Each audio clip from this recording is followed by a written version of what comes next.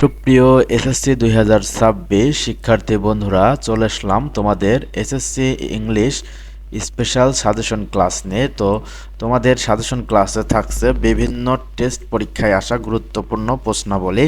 তো ইতিমধ্যে তোমাদের অনেকেরই প্রস্তুতি শেষ, অনেকেরই প্রস্তুতি তোমরা রিভিশন পর্যায়ে রয়েছে। তোমাদের পরীক্ষা আগামী 21শে এপ্রিল থেকে শুরু হবে। তো তোমাদের পরীক্ষাকে আরও শানিত করতে, ভালো রেজাল্টের প্রত্যয়ে আমরা নিয়ে এসেছি তোমাদের জন্য পূর্ণাঙ্গ গ্রামার ক্লাস। তো গ্রামার ক্লাসগুলো সম্পূর্ণ ফ্রিতে তোমরা করতে পারবা।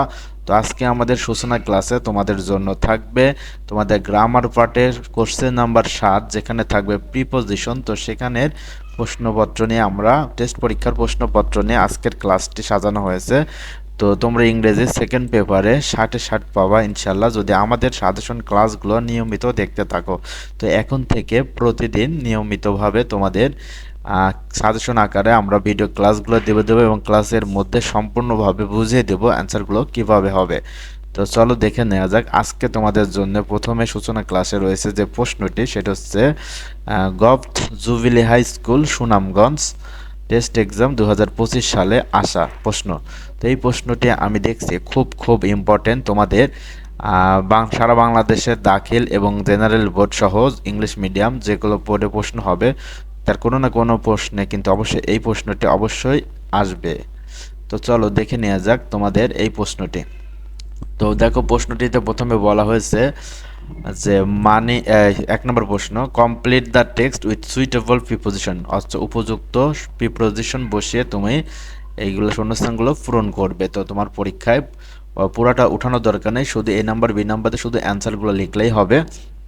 তো এখন শুধু তোমাদের, আর এখানে 5টি গ্যাপ থাকবে 5 নম্বর। তো তোমাদের প্রশ্নটা চলো বুঝিয়ে দেই। তো প্রথমে রয়েছে মানি is a must in our life, টাকা আমাদের জীবনের জন্য অত্যাবশ্যকীয়, মানে টাকা লাগবে, টাকা ছাড়া আসলে আমাদের জীবন চালানো সম্ভব নয়। দ্বিতীয় বাক্য বলছে but one should not run after money because those who hanker dash money can not enjoy mental piece.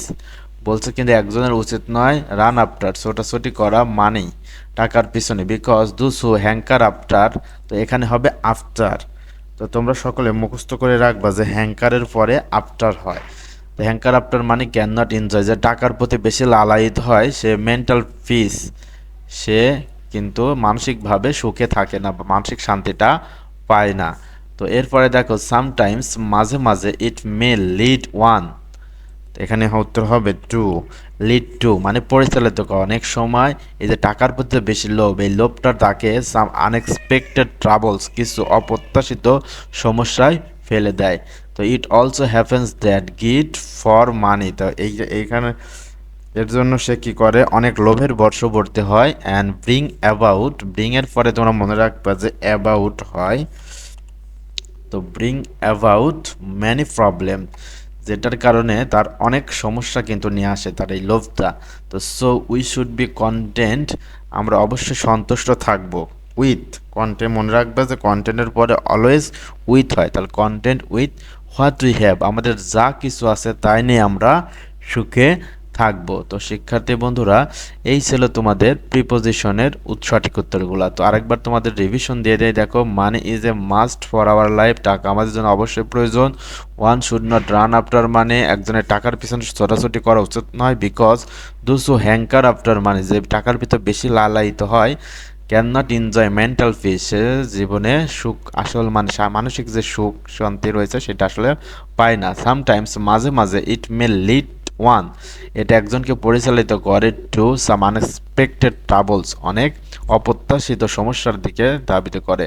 তো it also happen that grid for money, টাকার প্রতি লোভ ব্রিং অ্যাবাউট নিয়ে আসে ম্যানি প্রবলেম, অনেক সমস্যা। So we should be content with, আমরা সন্তুষ্ট থাকবো হোয়াট উই হ্যাভ, আমাদের যা কিছু আছে। তো শিক্ষার্থী বন্ধুরা, বাংলা অর্থ সহ আমি বলে দিলাম এবং এইভাবে তোমাদের বুঝে বুঝে আমরা ক্লাস নেব ফ্রিতে সম্পূর্ণ।